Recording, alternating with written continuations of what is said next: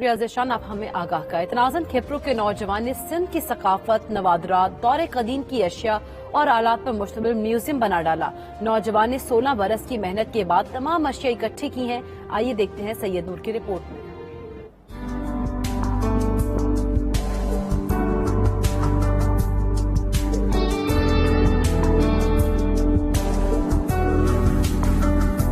यकतारा, साजिंदा, कदीम मटके, अवाइल दौर का कैमरा, रेडियो, लालटेन, दूरबीन, कुल्हाड़ी, बंदूकें, घड़ियाल, ग्रामोफोन, ये सब और बहुत कुछ मौजूद है खिपरो के पसमानदा गांव बाको चानियों में।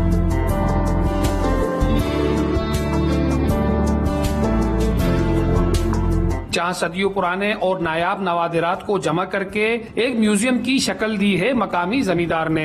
अता मोहम्मद चानियों को इल्म अदब और सिंध की सकाफत से बेहद मोहब्बत है। वो कहते हैं ये नवादिरात जमा करने के लिए सिंध का चप्पा चप्पा छाना और दुनिया के कई ममालिक का सफर किया। कोशिश की है कि जो भी इस खिते की चीजें जो नापैद हो गई हैं, जो सुनते थे कि कपास कैसे ऊनते थे, किस में इंस्ट्रूमेंट से उनते थे, तो वो मैंने आके रखा है। कुआं भी आपको मिलेगा, पानी कैसे निकलता था कुएं से, वो जो नार आपको यहाँ मिलेगा।